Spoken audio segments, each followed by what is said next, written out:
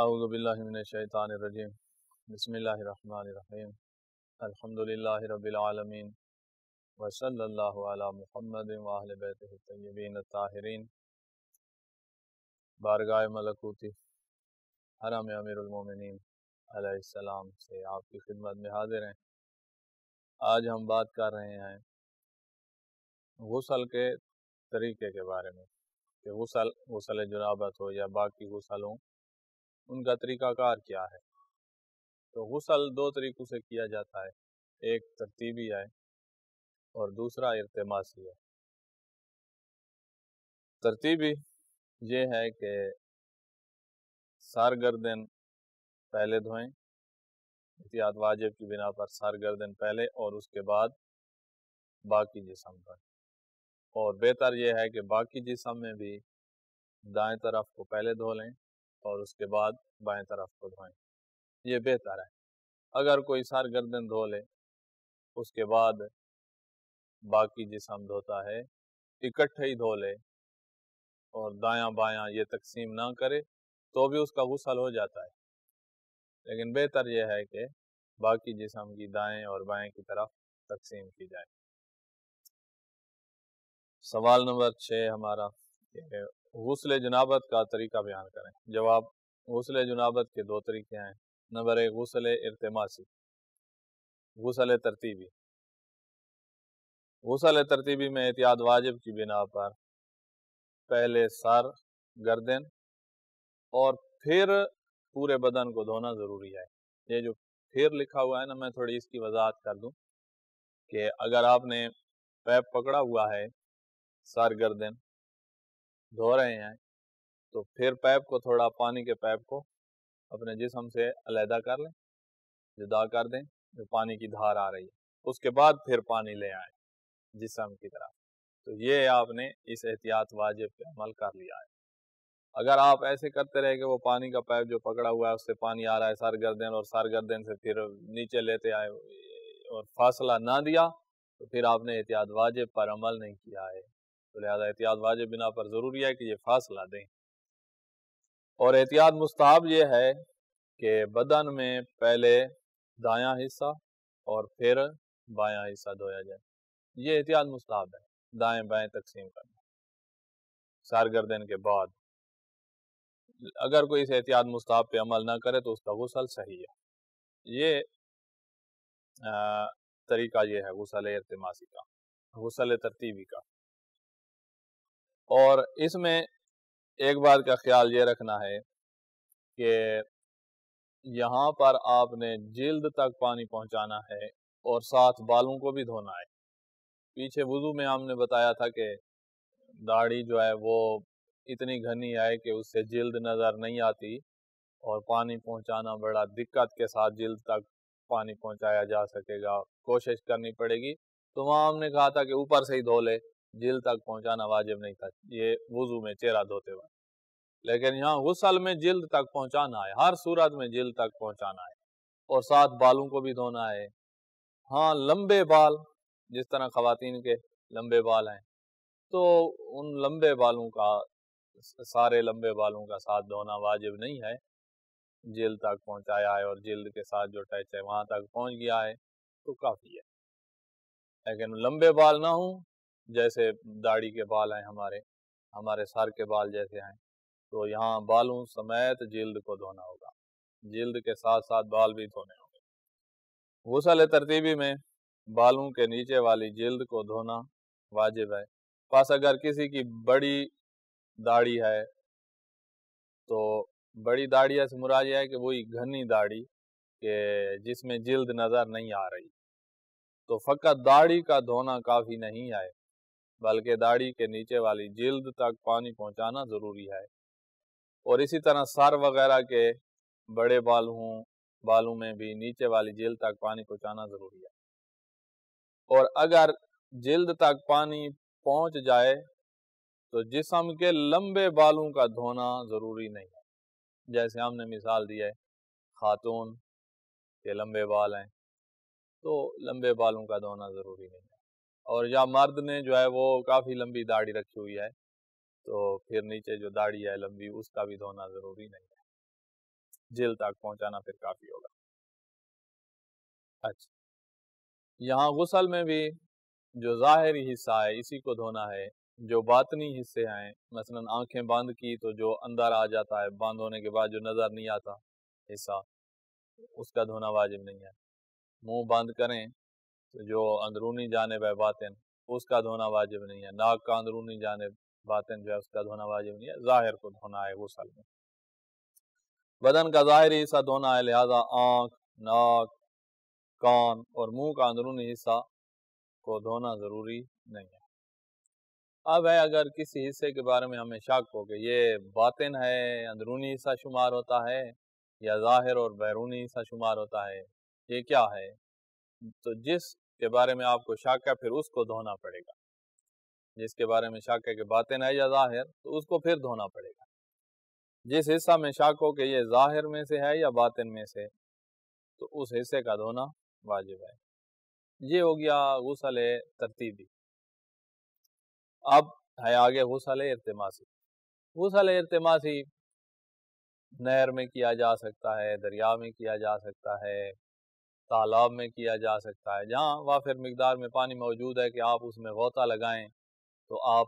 نہ زمین پہ لگ رہے ہوں اور نہ ہی اوپر سے نظر آ رہے ہوں، پانی کی تہہ میں آ جائیں، تو غسل ارتماسی ہو سکتا ہے۔ اور غسل ارتماسی یہی ہے کہ بندہ غوطہ لگائے غسل کی نیت سے، غسل جنابت بطریقہ ارتماسی قربتاً اللہ، یہ ارادہ ہے، اس نیت سے اس نے غوطہ لگایا ہے اور وہ پانی کی تہہ میں آ گیا ہے، نہ اوپر سے نظر آ رہا ہے، یعنی اوپر سے نکلا ہوا نہیں ہے پانی سے، اور نہ ہی نیچے زمین سے ٹچ ہو رہا ہے کہ اس جگہ تک پانی نہ پہنچے جو جگہ ٹچ ہو رہی ہے، درمیان میں آ گیا ہے، سارا پانی پہنچ گیا ہے، اتنی دیر غوطہ مارا ہے اس نے، اتنی دیر غوطہ لگایا ہے کہ سارا پانی اس کی ہر جز تک پہنچ گیا ہے، تو یہ کافی ہے۔ غسل ارتماسی، کھلے پانی میں اس طرح غوطہ لگانا کہ پانی تمام جسم تک پہنچ جائے۔ آگے سوال ہے کہ اگر کسی شخص کو غسل ارتماسی کے بعد پتہ چلے کہ اس نے بدن کا کچھ حصہ نہیں دھویا تو اس کا کیا حکم ہے، یعنی کچھ حصہ رہ گیا ہے، جس وقت غوطہ لگایا ہے اس وقت پانی کی تہہ میں وہ حصہ گیا ہی نہیں ہے، یا اس پر کوئی ایسی چیز چپکی ہوئی تھی کہ پانی وہاں تک پہنچا ہی نہیں ہے، کوئی وجہ تھی جس کی وجہ سے کسی حصے تک پانی نہیں پہنچا ہے، یہ غسل ارتماسی غوطے کے وقت اس طرح ہوا ہے، تو اس نے اب کیا کرنا ہے، تو اس کا جواب یہ ہے کہ اس نے غسل دوبارہ کرنا ہے، اس نے غسل ہی دوبارہ کرنا ہے۔ اب جب دوبارہ کرنا ہے تو وہی ارتماسی جا کر دوبارہ کرے، اس کی مرضی، یا ترتیبی طریقے سے جا کر غسل کر لے، اس کی مرضی۔ بہرحال اس نے غسل دوبارہ کرنا ہے، پہلا غسل اس کا ایسے ہی چلا گیا، نہیں ہوا ہے کیونکہ جگہ رہ گئی۔ جواب ضروری ہے کہ دوبارہ غسل کرے، غسل ہوا ہی نہیں ہے پہلے غوطے میں۔ اچھا، اب آگے سوال یہ ہے کہ کوئی اگر غسل ترتیبی کرے، غسل ارتماسی نہ ترتیبی، اور جسم کا کوئی حصہ رہ جائے پانی پہنچنے سے، تو اب اس نے کیا کرنا ہوگا، اس نے بھی دوبارہ کرنا ہوگا یا اس کے لیے کوئی اور حل ہے، یہ ہمارا سوال ہے۔ اگر غسل ترتیبی کے بعد پتہ چلے کہ اس کے بدن کا کچھ حصہ پر پانی نہیں پہنچا تو اس کا کیا حکم ہے، تو اس کا جواب یہ ہے کہ وہ حصہ جس پر پانی نہیں پہنچا وہ سرگردن میں سے کوئی جگہ ہے جس تک پانی نہیں پہنچا، تو اس صورت میں اس نے سرگردن والی وہ جگہ دھونی ہے، اور اس کے بعد احتیاط واجب بنا پر سارا بدن بھی دھونا ہے۔ یہ غسل ترتیبی میں اگر سرگردن میں سے کوئی جگہ رہ گئی ہے تو وہ جگہ دھونے کے بعد باقی سارا بدن بھی احتیاط واجب کی بنا پر دھونا ہے، اس کو غسل دینا ہے۔ اور اگر سرگردن میں سے نہیں رہ گئی تھی، باقی جو دھڑ ہے گردن کے نیچے جو دھڑ ہے اس میں سے کوئی جگہ رہ گئی ہے، تو صرف اسی جگہ کو دھو لینا ہے غسل کی نیت سے، کافی ہے، غسل ہو گیا ہے، کیونکہ اس غسل میں موالات شرط نہیں ہوتی، چاہے یہ اس کو پتہ چلا ہے، یہ جو ہم کہہ رہے ہیں کہ پتہ چلا ہے غسل کے بعد 1 گھنٹہ بعد پتہ چلا ہے، 2 گھنٹے بعد پتہ چلا ہے، 1 دن بعد پتہ چلا ہے، تب بھی یہی حکم ہے، کیونکہ موالات یہاں شرط نہیں ہوتی۔ جواب، اگر باقی رہ جانے والا حصہ سر اور گردن کے علاوہ بدن کا کوئی حصہ ہو، سر گردن نہیں ہے، سر اور گردن کے علاوہ ہے، تو فقط اسی جگہ کو دھونا کافی ہے. اسی کو جیسے دھوئے گا غسل کی نیت سے، غسل مکمل ہو گیا ہے. اور اگر سر گردن کا کوئی حصہ دھلنے سے رہ جائے تو احتیاط واجب کی بنا پر ضروری ہے کہ اس مقدار کو دھونے کے بعد دوبارہ پورے بدن کو دھوئے، کیونکہ جب وہ جگہ رہ گئی تھی نا تو ایسے ہے جیسے آپ کا غسل وہیں ٹھہر گیا ہے، اور آپ نے نیچے جو سر گردن کے بعد بدن دھویا تھا وہ ایسے فضول کیا ہے. غسل آپ کا وہیں ٹھہرا ہوا ہے، آپ وہ جگہ دھوئیں گے سر گردن میں سے، اس کے بعد آپ اپنا باقی جسم دھونا ہے. تو اب پھر اس جگہ کو دھونے کے بعد آپ کا غسل جو ہے پھر سے اسٹارٹ ہو گیا ہے، شروع ہو گیا ہے. اچھا، آگے ہے سوال نمبر 9 کہ موجودہ دور میں شاور سے غسل کرنے کا کیا حکم ہے. یہاں وہی بات ذکر ہو رہی ہے جو ہم نے ابھی پہلے بتائی ہے کہ پیپ سے آپ غسل کر رہے تھے، پانی آ رہا تھا، سر گردن دھو لیا ہے تو پیپ کو علیحدہ کر لیں، پانی کو اپنے سے جدا کر لیں اور اس کے بعد پانی لے آئیں. شاور کے نیچے غسل کر رہا ہے تو بھی یہی ہے کہ سر گردن جب دھو لیا ہے شاور کے نیچے، پانی بند کر لیں تاکہ پانی کا اتصال کٹ جائے، یا پانی چل رہا ہے تو یہ علیحدہ ہو جائے اور پھر پانی کے نیچے آئے اور سر گردن کے بعد یعنی باقی جو حصہ ہے جسم کا اس کو دھوئے. تو سر گردن کے بعد تھوڑا فاصلہ دینا ہے. جواب: ضروری ہے کہ شاور سے باہر نکلے اور پھر غسل کی نیت سے دوبارہ شاور کے نیچے آئے، یعنی سر گردن دھونے کے بعد باہر نکلے اور غسل کی نیت سے پھر نیچے آئے، یا شاور کے پانی کو بند کرے اور پھر غسل کی نیت سے پانی کو کھول دے. اور اگر وہ ایسا نہیں کرے گا تو احتیاط لازم کی بنا پر اس کا غسل باطل ہوگا، کیونکہ سید کے نزدیک سر گردن کے بعد احتیاط واجب کی بنا پر اس نے فاصلہ دینا ہے. فاصلہ نہیں دیا تو اس کا غسل احتیاط لازم بنا پر باطل ہوگا. احتیاط لازم اور احتیاط واجب مکلف ہماری نسبت ایک ہی چیز ہے، کوئی فرق نہیں ہے، ایک ہی چیز ہے. اچھا، اب ہے کہ اگر کوئی بندہ اس مسئلے سے جاہل تھا، جیسے سستانی فرما رہے ہیں کہ سر گردن کے بعد فاصلہ دے، اس سے جاہل تھا اور وہ بغیر فاصلے کے ہی غسل کرتا رہا ہے، سر گردن جیسے دھلتی تھی تو فوراً وہ نیچے پانی لے آتا تھا، تو اس طرح وہ کرتا رہا ہے تو اور فاصلہ نہیں دیتا رہا، تو اس کا غسل اتنا عرصہ اس نے کی ہیں، اس کی نمازوں کا کیا ہوگا، اس کا عبادات کا کیا ہوگا. تو فرما رہے ہیں کہ ہمارے نزدیک احتیاط لازم کی بنا پر، احتیاط واجب بنا پر غسل اس کا باطل ہے اگر اس طرح کرتا رہا ہے. اور جب احتیاط واجب بنا پر غسل باطل ہوتا ہے تو پھر مجتہد ہمیں اجازت دے رہا ہوتا ہے کہ فل عالم کی طرف آپ رجوع کریں. اگر وہ فتویٰ دے کہ بھائی غسل ٹھیک ہے، عبادات ٹھیک ہیں، تو پھر آپ کے غسل بھی ٹھیک ہیں اور عبادات بھی ٹھیک ہیں. اب ہم اس مسئلہ میں جب دیکھتے ہیں کہ سید سستانی کے بعد جو علمی شخصیات ہیں جن کے بارے میں کہا جاتا ہے کہ یہ فل عالم ہے، فل عالم وہ ہوتا ہے، عالم وہ ہوتا ہے آپ کو بتا چکے ہیں جس کا علم سب سے زیادہ ہے فقہا میں سے، اور فل عالم وہ ہے کہ اس کے بعد باقی فقہا سے جس کا علم زیادہ ہے. اب جو ہمارے سید سستانی کے بعد کے فقہا ہیں علمی لحاظ سے، تو ان میں سے جو رجحان ہے وہ آغا سید سعید الحکیم کی طرف ہے، اور وہ فرماتے ہیں کہ اگر اس طرح غسل کسی نے کیا ہے کہ سر گردن کو دھو لینے کے بعد فاصلہ نہیں دیا اور بدن کو دھو لیا تو اس کا غسل صحیح ہے. تو اس طرح اگر کسی نے یہ سید سستانی کی احتیاط واجب کی مخالفت کی ہے تو وہ آغا حکیم کی طرف رجوع کر کے ان کے مسئلے کے مطابق چل سکتا ہے، اس کی پھر نمازیں صحیح ہیں، اس کو قضا نہیں کرنی پڑے گی.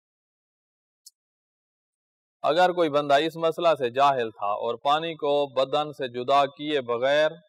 سر گردن دھونے کے بعد پانی کو جدا کیے بغیر غسل کی نیت کرتا رہا،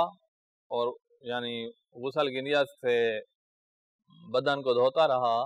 اور اسی طرح اس نے زندگی میں بہت سے غسل کیے ہیں، تو ضروری ہے کہ وہ اپنے غسل کے صحیح ہونے کے لیے دوسرے فل عالم مجتہد کی طرف رجوع کرے کہ جو اس طریقہ کے غسل کو صحیح قرار دیتا ہو، بغیر فاصلے والے غسل کو صحیح قرار دیتا ہو، اس کی طرف رجوع کریں، اور دوسرے مجتہد کی طرف رجوع کیے بغیر اس کے گزشتہ اعمال و غسل محل اشکال ہوں گے، یعنی سیاستانی کے نزدیک اس کے غسل صحیح ہونا مشکل ہے، اس کے باقی اعمال نمازیں صحیح ہونا مشکل ہے، اشکال ہے۔ اشکال کی صورت میں یا احتیاط واجب کی صورت میں، احتیاط لازم کی صورت میں فل عالم کی طرف رجوع کیا جا سکتا ہے۔ لہذا اس مسئلہ میں ہم سید سعید الحکیم کی طرف رجوع کریں تو وہ فرماتے ہیں کہ آپ کے غسل صحیح ہیں، ان کے نزدیک یہ فاصلہ ڈالنا ضروری نہیں ہے۔ سوال نمبر 10، غصبی پانی سے غسل کا کیا حکم ہے؟ پانی اپنا نہیں ہے، مثلا چوری کیا ہے پانی، کسی سے چھینا ہے خدا نخواستہ، تو وہ غصبی پانی ہے۔ یا جیسے وہ پیچھے آیا تھا، ہم نے مسئلہ وضو کے باب میں آیا تھا کہ مسجد کے لیے وقف ہے، مدرسہ کے لیے وقف ہے، اور اس نے استعمال کر لیا ہے، یہ مدرسے کے طالب علموں میں سے نہیں ہے اور مسجد میں نماز پڑھنے والا بھی نہیں ہے، تو یہ بھی غصبی کے حکم میں ہے۔ تو غصبی پانی سے اگر غسل کیا جائے، غسل عبادت ہے، اور غصبی پانی سے یہ عبادت نہیں ہو سکتی۔ جس طرح وضو باطل ہو جاتا ہے غصبی پانی سے، اسی طرح غسل بھی باطل ہو جاتا ہے۔ اچھا، یہاں پر سوال یہ ہے کہ اگر پانی اس کا اپنا ہو، اپنے گھر سے اس نے موٹر لگائی ہوئی ہے، نلکا لگایا ہوا ہے، پانی کھینچ رہا ہے، یہ اس کا اپنا ہے۔ مسئلہ یہ ہے کہ جو موٹر ہے وہ غصبی ہے، وہ چوری کیا ہے مثلا، تو اب غسل ہو جائے گا، تو ہم کہیں گے اب پانی اس کا اپنا ہے، پانی لینے کا وسیلہ جو ہے وہ غصبی ہے، تو پانی غصبی ہو تو وضو باطل ہوتا ہے یا غسل باطل ہوتا ہے، پانی کا وسیلہ غصبی ہے تو وضو اور غسل باطل نہیں ہوتا۔ اسی طرح خدا نخواستہ کسی نے یہ جرم کیا اور یہ گناہ کیا ہے کہ بجلی چوری کرتا ہے، بجلی چوری کر کے اس نے پانی نکالا ہے، موٹر چلائی ہے اور پانی نکالا ہے، تو وہ پانی اس کا اپنا ہے کیونکہ اپنی زمین سے ہی نکال رہا ہے۔ ہاں بجلی چوری ہے تو اس کا یہ ایک علیحدہ گناہ ہے، غسل اس کا صحیح ہوگا، وضو اس کا صحیح ہوگا کیونکہ پانی اس کا اپنا ہے۔ ہم یہ نہیں اجازتیں دے رہے کہ بھئی بجلی چوری کرنا ہی جائز ہو گیا ہے، بجلی کا چوری کرنا ہی علیحدہ یہ ممنوع ہے اور یہ گناہ ہے، اور پانی اور غسل اور یہ علیحدہ بات ہے۔ غصبی پانی سے غسل کا کیا حکم ہے؟ جواب، اگر غسل کا پانی غصبی ہو تو غسل باطل ہوگا، لیکن اگر پانی مباح ہو، یعنی پانی غصبی نہیں ہے، اپنا ہے، اور اسے غصبی بجلی، گیس یا غصبی لکڑی وغیرہ سے گرم کیا گیا ہو، اور اسی طرح اگر پائپ یا ٹینکی غصبی ہو، پانی اپنا ہے، تو ان صورتوں میں غسل صحیح ہوگا اگرچہ انسان گناہگار ہوا ہے، ان اشیاء کو استعمال کرنے کی وجہ سے گناہگار ہوا ہے، لیکن پانی اپنا ہے، اسی وجہ سے اس کا غسل صحیح ہے۔ یہاں غسل جنابت کی بات ختم ہو گئی۔ آگے جو غسل ہماری کتاب میں آ رہا ہے وہ ہے غسل مس میت۔ میت کو مس کریں تو انسان پہ غسل واجب ہوتا ہے، اس کی کیا تفصیل ہے، اس کا کیا طریقہ کار ہے؟ تو میت کی روح نکلنے کے بعد اور اس کے جسم کے ٹھنڈا ہونے سے پہلے، روح نکلی ہے اور جسم ٹھنڈا ہوا ہے، اس سے پہلے اگر کوئی مس کرے تو غسل واجب نہیں ہوتا۔ جسم ٹھنڈا ہونے سے پہلے مس کیا جائے تو غسل واجب نہیں ہوتا۔ اس کے بدن کو مس کرنا، اگر اس کے کپڑوں کو کسی نے ہاتھ لگایا ہے تو کسی صورت میں بھی غسل واجب نہیں ہوگا، بدن پہ لگائے۔ یہ تو میت کو مس کرنا ٹھنڈا ہونے کے بعد، اب ٹھنڈا ہونے کے بعد، اور اس کو جو ہم 3 غسل دیتے ہیں میت کو اور اس کے بعد کفن پہناتے ہیں، وہ 3 غسل مکمل ہونے سے پہلے، ٹھنڈا ہونے کے بعد، اس کے جسم کے ٹھنڈا ہونے کے بعد اور 3 غسل مکمل ہونے سے پہلے جس نے بھی اس کے بدن کو ہاتھ لگایا اس پر غسل واجب ہو جائے گا۔ تو غسل مس میت سے یہ مراد ہے۔ اچھا، وہ میت جو ہے وہ بڑا ہو یا چھوٹا بچے کا میت ہو، حتیٰ وہ بچہ جو ماں کے پیٹ میں ہے اور اس میں روح داخل ہو گئی تھی اور وہ ماں کے پیٹ میں ہی فوت ہو گیا ہے، تو وہ جب باہر آیا ہے اس کو جس نے ہاتھ لگایا اس پر بھی غسل واجب ہوگا۔ ماں پر بھی واجب ہوا ہے کیونکہ بچے پیٹ میں مرا ہے، باہر آیا ہے تو ماں کے جسم سے مس ہوا ہے، اور جو اس کو ہاتھ لگائے گا اس پر بھی غسل واجب ہوگا۔ یہ وہ بچہ ہے جس میں روح داخل ہو گئی تھی، اگر روح داخل نہیں ہوئی تھی تو پھر غسل مس میت واجب نہیں ہوگا۔ غسل مس میت، انسان کی میت کے مکمل ٹھنڈا ہونے کے بعد اور 3 غسل مکمل ہونے سے پہلے، ٹھنڈا ہونے کے بعد اور غسل مکمل ہونے سے پہلے اگر اسے مس کیا جائے تو مس کرنے والے پر غسل مس میت واجب ہو جاتا ہے، چاہے میت مسلمان کا ہو یا کافر کا ہو، میت ہے، چاہے گیلا ہو یا خشک ہو، مس کیا تو غسل واجب ہوگا، چاہے چھوٹا ہے بچے کا میت ہے یا بڑے انسان کا میت ہو، اور چاہے سکت شدہ بچہ ہو جو ساکت ہوا ہے، ماں کے پیٹ میں مر گیا تھا، بشرطے کہ اس کے جسم میں روح آ چکی ہو، روح آئی ہے اور روح نکلی ہے تو یہ موت بنی ہے نا، تو روح آنے کے بعد فوت ہوا ہے تو اس کو ہاتھ لگایا تو غسل واجب ہوگا، اگرچہ وہ مردہ حالت میں سیکت ہوا ہے، ماں کے پیٹ میں مر گیا ہے اور پھر باہر آیا ہے، اس کو مس کیا تو غسل واجب ہو جائے گا۔ اگر آگے ہے کہ اگر کسی میت کو ہم نے غسل دینے تھے، جو اس کے 3 غسل ہوتے ہیں، لیکن پانی نہیں تھا یا کوئی اور مشکل تھی جس کی وجہ سے ہم اس کو غسل نہیں دے سکے اور اس کو تیمم دے رہے ہیں، غسل جب نہ دے سکیں تو اس کے بدلے میں تیمم دیا جاتا ہے، تو ہم نے میت کو تیمم کرایا ہے، تیمم دیا ہے، تیمم کے بعد اگر اس کو ہاتھ لگایا جائے تو کیا ہمارے اوپر غسل واجب ہوگا؟ جو ہاتھ لگانے والے ہیں اس کو 3 غسل دینے کے بعد اگر ہم ہاتھ لگاتے تو ہمارے اوپر غسل واجب نہیں ہوتا، اب غسل نہیں دے سکتے اس کے بدلے تیمم دیا ہے تو تیمم کے بعد ہاتھ لگائیں تو غسل واجب ہوگا؟ فرمایا ہاں، تیمم کے بعد ہاتھ لگایا، مس کیا تو غسل ہمارے اوپر واجب ہوگا۔ اور اگر ہمارے پاس بیری یا کافور نہیں ہے، پہلا غسل جو ہے وہ بیری کے پتے ملا کر دیا جاتا ہے میت کو، دوسرا غسل کافور ملا کر دیا جاتا ہے، تیسرا غسل اس کو دیا جاتا ہے خالص صاف پانی سے، اس میں کوئی چیز ملی ہوئی نہیں ہوتی، تو ہمارے پاس بیری نہ ہو اور کافور نہ ہو تو پھر ہم بیری والے کے بدلے میں صاف پانی سے غسل دے دیتے ہیں، کافور والے کے بدلے میں بھی خالص اور صاف پانی سے غسل دے دیتے ہیں، اور تیسرا غسل تو ہے ہی صاف پانی والا۔ اس طرح 3 غسل دیے گئے ہیں، اس کے بعد اگر میت کو ہاتھ لگایا جائے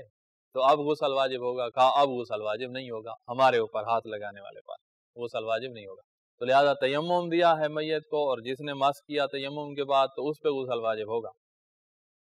3 غسل صاف پانی سے دیے ہیں، بیری اور کافور ہمیں نہیں ملا، تو اس کے بعد اگر میت کو کسی نے ہاتھ لگایا تو اس بندے پہ غسل واجب نہیں ہوگا۔ یہ تفصیل، اگر کسی میت کو غسل کے بدلے تیمم کرایا گیا تو بھی اس کو ہاتھ لگانے سے غسل واجب ہوگا، جس نے ہاتھ لگایا اس پہ غسل مس میت واجب ہوگا، لیکن اگر اسے کافور یا بیری کے پتے نہ ملنے کی وجہ سے اس کے بدلے سادہ پانی سے غسل دیا گیا، کافور والے کے بدلے، بیری والے کے بدلے سادہ پانی سے غسل دیا گیا، تو میت کو ہاتھ لگانے سے غسل مس میت واجب نہیں ہوگا۔ اچھا، اب ہے کہ میت کہ کون سے عضو کو ہاتھ لگائیں تو غسل واجب ہوگا؟ میت کے جس عضو کو بھی ہاتھ لگائیں غسل واجب ہوگا، ہاں بالوں کو ہاتھ لگائیں آپ نے تو غسل واجب نہیں ہوگا، یا آپ کے بال اس کے جسم کے کسی حصے کو لگے ہیں تو غسل واجب نہیں ہوگا، اس کے بالوں کو آپ نے مس کیا ہے جسم کے کسی حصے کے ساتھ آپ پہ غسل واجب نہیں ہے. یا آپ کے بالوں نے اس کے جسم کے کسی حصے کو مس کیا ہے، آپ کے بال اس کو لگے ہیں، تو بھی آپ پہ غسل واجب نہیں ہوگا. اس کے علاوہ آپ کے جسم کا جو حصہ بھی اس کے جسم کے جس حصے کو بھی لگ جائے آپ پہ غسل واجب ہو جائے گا، غسل مس میں. یہ بال جو ہیں یہ ہم اس طرح کہیں کہ یہ غسل کو واجب قرار نہیں دیتے. میت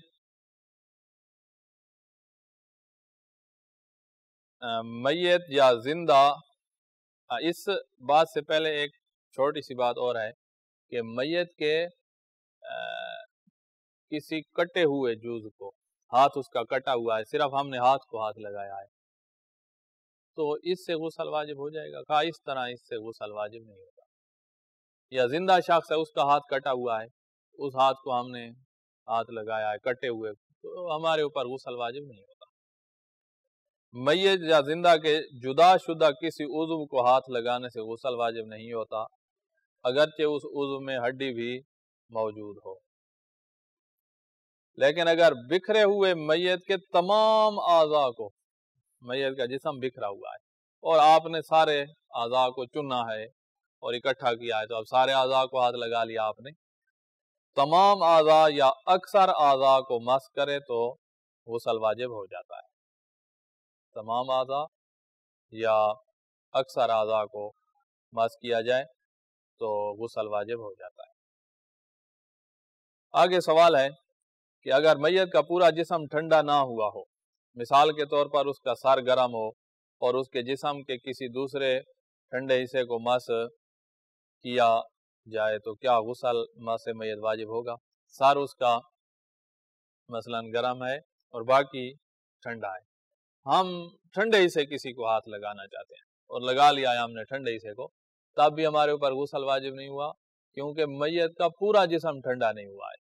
اور ہم نے شروع میں کہا تھا کہ مکمل جسم جب ٹھنڈا ہو جائے اور اس کے بعد اگر کوئی ہاتھ لگائے تو اب ہاتھ لگانے والے پہ غسل واجب ہوگا. اور اس کا ابھی کچھ حصہ ٹھنڈا ہے اور کچھ حصہ گرم ہے، تو اس میت کے جس حصے کو بھی ہاتھ لگایا جائے تو آپ پہ غسل واجب نہیں ہوگا. جواب، اس صورت میں غسل مس میت واجب نہیں ہوگا، کیونکہ جب تک میت پورے کا پورا ٹھنڈا نہ ہو جائے اس کو کسی بھی جگہ ہاتھ لگائیں گے غسل مس میت واجب نہیں ہوگا. اب یہاں یہ وہی سوال آ رہا ہے جس کو میں نے پہلے بیان کر دیا ہے کہ ہاتھ لگایا ہے میت کے کسی بھی جسم کے عضو کو، کسی بھی حصے کو، یا ہاتھ کے علاوہ کوئی اور چیز آپ کی لگ گئی ہے میت کے کسی جسم کے عضو کو، تو آپ پہ غسل واجب ہوگا. ہاں، بالوں کو آپ نے مس کیا ہے تو غسل واجب نہیں ہوگا. اسی طرح آپ کے بال میت کے کسی جسم کے عضو پر لگ گئے تب بھی غسل واجب نہیں ہوگا. بالوں کے علاوہ جس حصے سے بھی مس ہو اور آگے میت کے جس حصے کو بھی مس کیا جائے غسل واجب ہو جاتا ہے. سوال، اگر کیا ہاتھ کے علاوہ کوئی اور جسم کا حصہ میت کے کسی جسم کے حصے سے لگ جائے تو بھی غسل مس میت واجب ہو جائے گا؟ جواب، بالوں کے علاوہ جسم کا کوئی حصہ بھی میت کے بالوں کے علاوہ اس کے جسم کے کسی بھی حصے کو لگے تو غسل مس میت واجب ہو جاتا ہے، چاہے جان بوجھ کر نہ لگایا جائے. آپ کا ہاتھ بغیر ارادے کے لگ گیا ہے تب بھی غسل آپ پہ واجب ہو جائے گا، بلکہ غیر اختیاری طور پر لگ جائے تو بھی غسل مس میت واجب ہو جاتا ہے. اسی طرح بچے نے ہاتھ لگا دیا ہے، وہ بالغ ہی نہیں ہے، پاگل شخص نے ہاتھ لگا لیا ہے تب بھی اس پر غسل آ گیا ہے. آگے والے سوال میں یہی ہے کہ کیا غسل مس میت فقط بالغ انسان پر واجب ہوتا ہے؟ جواب، نہیں، بالغ پر بھی واجب ہوتا ہے. نابالغ اگر ہاتھ لگا لے اس پر بھی غسل آ گیا ہے، ہاں ہم اس کو کہیں گے کہ جب بالغ ہوگا تو اس وقت واجب ہے کہ وہ غسل کرے. اور اگر ابھی ممیز ہے، سمجھدار ہے اور وہ غسل کی نیت کر سکتا ہے، غسل کر سکتا ہے، تو ہم اس کو کہیں گے کہ ابھی سے غسل کر لے، اس کا غسل ٹھیک ہوگا. اسی طرح پاگل شخص نے ہاتھ لگا دیا ہے تو بھی یہی حکم ہے کہ جیسے جب وہ سمجھدار ہوگا اور اس کا پاگل پن ختم ہوگا اور عاقل ہوگا، ہم اس کو کہیں گے کہ تو نے ہاتھ لگایا تھا میت کو، لہذا تم غسل مس میت کرو. سوال، کیا غسل مس میت فقط بالغ انسان پر واجب ہوتا ہے؟ جواب نہیں، بلکہ اگر غیر بالغ بچہ میت کو ہاتھ وغیرہ لگائے تو اس پر بھی غسل مس میت آ جاتا ہے، البتہ جب تک غیر بالغ ہے غسل کرنا واجب نہیں ہے، اور بالغ ہونے کے بعد غسل مس میت کرنا واجب ہوگا۔ یا اگر وہ سمجھدار ہے، تمیز رکھتا ہے، اور غسل مس میت قربتاً اللہ کی نیت سے صحیح طرح کر لے تو بھی ادا ہو جائے گا، یعنی اس کا غسل ہو گیا، اس کو پھر بالغ ہوگا تو غسل کرنے کی ضرورت نہیں ہوگی۔ اور اسی طرح پاگل شخص ہاتھ لگائے تو اس نے بھی صحیح ہونے کے بعد غسل کرنا ہے۔ اچھا، آخری بات جو ہے وہ یہ ہے کہ غسل مس میت اگر کسی نے نہیں کیا ہوا تو وہ ایسے نہیں ہے جس طرح جنابت کی حالت میں شخص ہوتا ہے۔ جنابت والا شخص مسجد میں نہیں جا سکتا، لیکن جس نے میت کو مس کیا ہے وہ مسجد میں جا سکتا ہے۔ ہم اس کو اس طرح تشبیہ دیں کہ غسل مس میت جس پر واجب ہو گیا ہے نا، وہ اسی طرح ہے جس طرح بندے نے وضو نہ کیا ہوا ہو۔ جس طرح بندہ بے وضو ہو تو اس نماز نہیں پڑھ سکتا، قرآن مجید کے الفاظ کو مس نہیں کر سکتا، اللہ کے ناموں کو مس نہیں کر سکتا، اسی طرح یہ والا شخص بھی جو مس میت کا غسل جس پر واجب اور ابھی غسل نہیں کیا تو وہ نماز اس نہیں پڑھ سکتا جب تک غسل نہ کر لے، قرآن اور اللہ کے ناموں کو، قرآن کے الفاظ اللہ کے ناموں کو مس نہیں کر سکتا۔ جس پر غسل مس میت کرنا واجب ہو اس کے لیے قرآن یا اللہ کے اسماء اور مختص صفات، اللہ کی صفات کو محدث کی طرح ہاتھ لگانا جائز نہیں ہے۔ محدث وہ ہے جس نے وضو نہیں کیا ہوا تھا، حالت حدث میں تھا، اس کی طرح یہ ہاتھ نہیں لگا سکتا۔ اور اسی طرح ہر وہ عبادت صحیح نہیں ہے جو طہارت کے ساتھ مشروط ہے، یعنی جس میں وضو شرط ہے۔ لیکن اس کے علاوہ اس بندے کے لیے مسجد اور حرم معصومین علیہ السلام میں داخل ہونا جائز ہے، اور اسی طرح آیات سجدہ کا پڑھنا بھی جائز ہے۔ جس طرح بے وضو شخص آیات سجدہ پڑھ سکتا ہے، یہ بھی پڑھ سکتا ہے۔ تو اس کو ایسے سمجھیں جس طرح ایک بندے نے وضو نہیں کیا ہوتا، یہ ایسے ہی ہے جیسے یہ غسل مس میت والا، جیسے ایک بندے نے وضو نہ کیا ہوا ہو۔ والحمدللہ رب العالمین۔